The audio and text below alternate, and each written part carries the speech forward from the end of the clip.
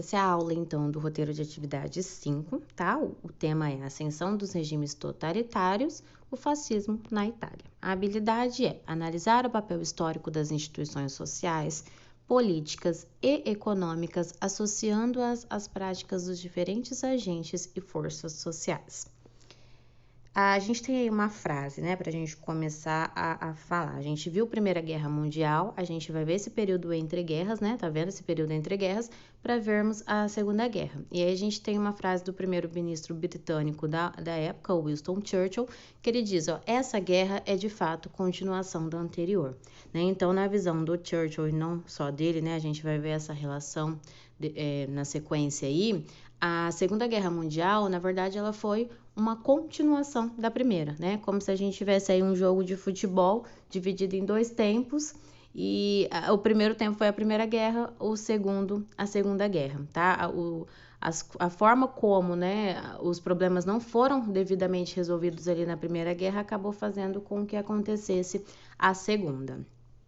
E aí a gente tem o contexto, tá? Da época, a gente tá falando aqui da Itália, tá? A unificação da Itália, né? A gente tem que lembrar que enquanto outros países europeus se formaram ali, né? Até antes mesmo do século XVI, a gente vai ter a Itália se formando como um país único mesmo, apenas lá no século XIX, né? Uma formação bastante tardia se a gente comparar com outros países.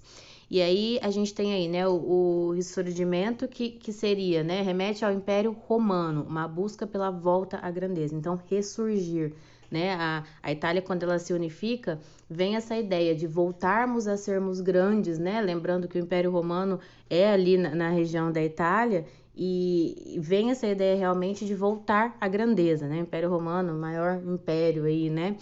Então, no caso da Primeira Guerra Mundial, tá? A Itália, como a gente já viu, né? Ela se alia à Tríplice Aliança, né? Do lado lá da Alemanha. E aí, no meio do caminho, né? A Tríplice Entente acaba oferecendo algumas vantagens para a Itália, né? Fala que vai ceder alguns territórios. E aí, a Itália muda de lado, no meio da guerra, né?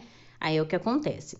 No final da Primeira Guerra Mundial, a gente tem lá a vitória da Tríplice Entente e é assinado o Tratado de Versalhes, né? O Tratado de Paz lá da Primeira Guerra, que a gente vê que responsabiliza, né, a Tríplice Aliança pela guerra, principalmente a Alemanha, que paga, né, o pato aí maior.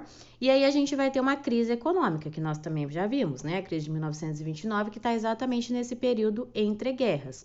E tudo isso vai agravando ainda mais a situação, né? Lembrando que a própria guerra acontece no território europeu, então o território europeu está destruído, né? A própria Itália.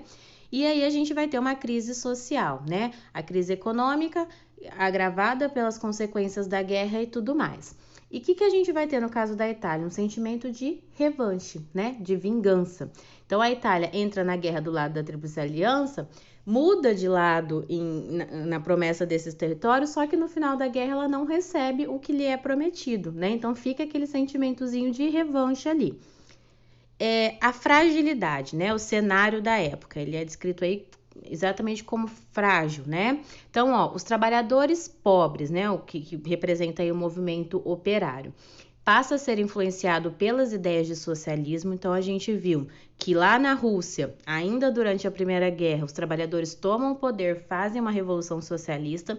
A Itália, diante do momento de crise ruim também, como era, né, o contexto russo, também os trabalhadores começam a ser influenciados por essas ideias, né? Começa a ser inspirado, de certa forma, pela Revolução Russa. No caso da classe média, né? A classe média, ela tá sempre ali no meio termo. Diante de uma crise, ela começa a ir para a beira do empobrecimento. E aí, ela quer uma solução, exatamente para voltar, né, ao status atual, para voltar a ter os seus privilégios. E aí começa a perceber o que a democracia não está funcionando. Então a gente precisa de uma ordem, de um governo forte ali para colocar a ordem em tudo para a gente voltar a ter os privilégios.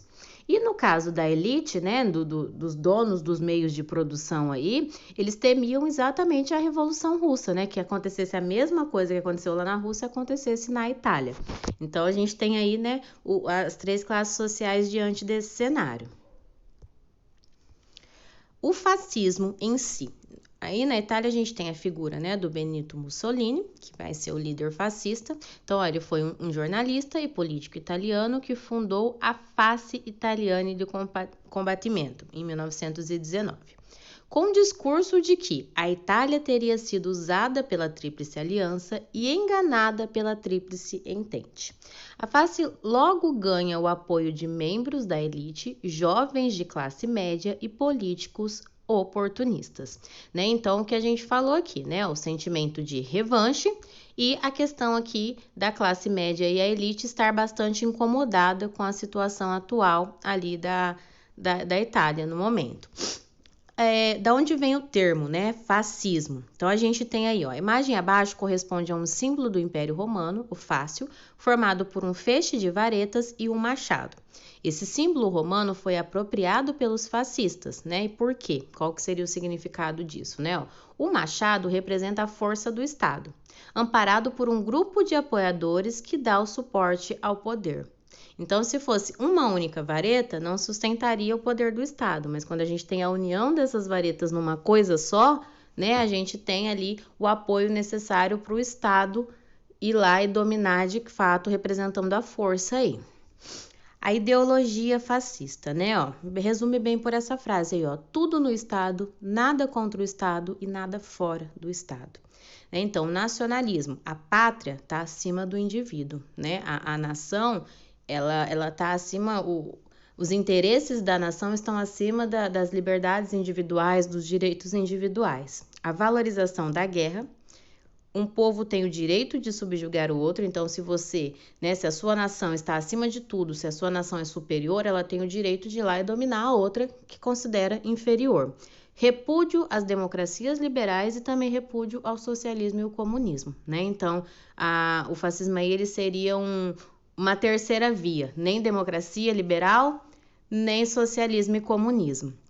A integração ao Estado, seja por consenso ou por violência.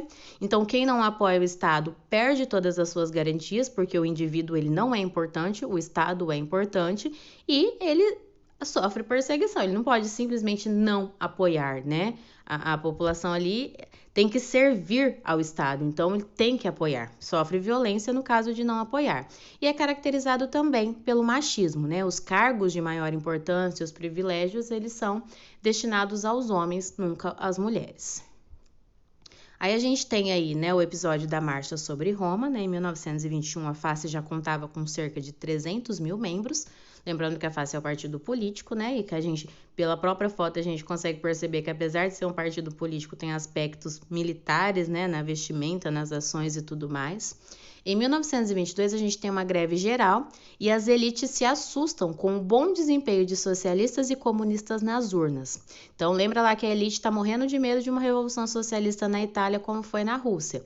Com essa greve geral e o partido socialista ganhando, né, terreno, aí é que a elite vai apoiar a mesma face na tentativa de que isso não aconteça. O partido fascista, né, militarizados, fardados com camisas negras, milhares de membros convocados por Mussolini marcham em direção a Roma.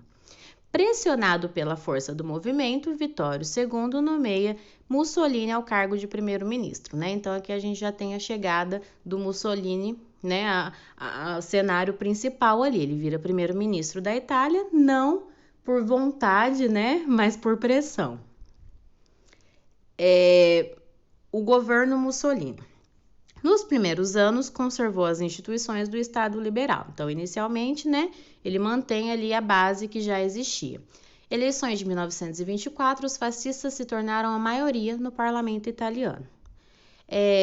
Giacomo Matteotti, o deputado, denunciou fraude nas eleições que favoreceram os fascistas. Matteotti foi assassinado e Mussolini sofreu um golpe em sua popularidade.